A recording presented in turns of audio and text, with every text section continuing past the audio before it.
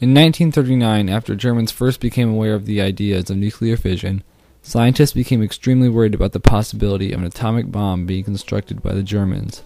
Such a weapon would almost assure Hitler's victory in the war.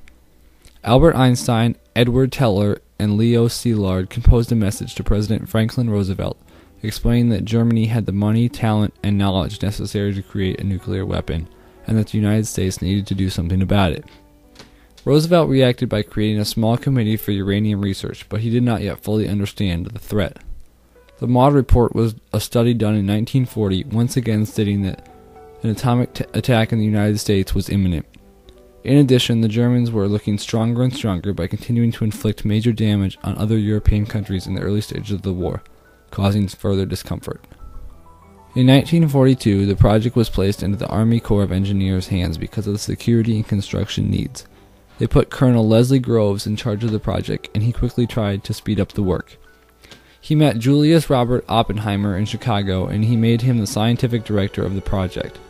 Groves also selected Oak Ridge, Tennessee as the site to set up the facilities for production plans to make whatever was needed. He then went to New Mexico to look for a place to set up a site for all the scientists to come and design the bomb. After trying several locations, only to have them not be possible, he found Los Alamos, a remote area that was perfect for the desired research and construction site for the bomb, and a small town was constructed to facilitate the scientists. It was difficult to recruit them because they already had jobs and the task was so secretive. They couldn't speak to their families about it.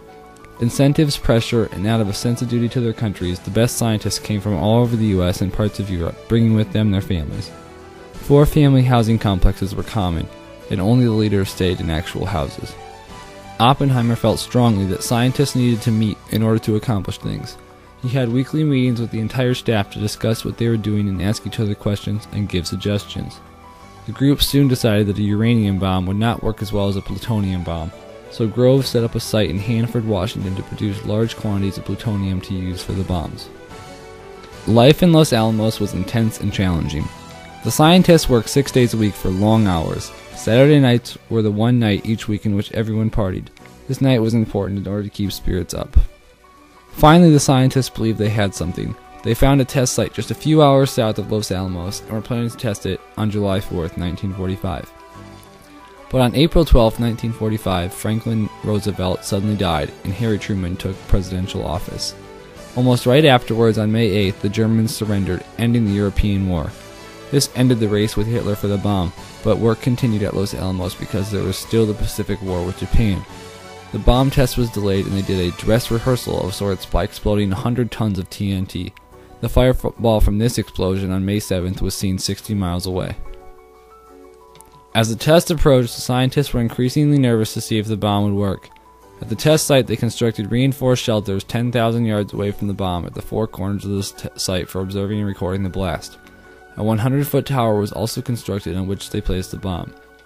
At 4:30 a.m. on July 16, 1945, the scientists prepared for the 5:30 a.m. test.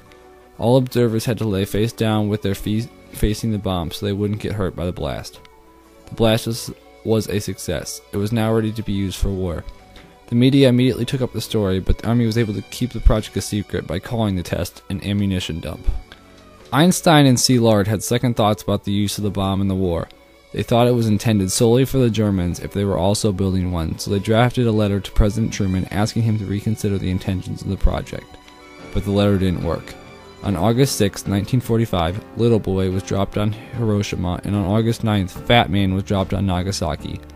Just 2 weeks later, the war ended. As it turned out, 29 people leaked the events that occurred at Los Alamos to the Soviet Union during the production of the bomb. Over 120,000 people were killed by the 2 bombs, and countless others have had subsequent health problems. The ethics and logic behind the decision to drop the bombs have been questioned ever since.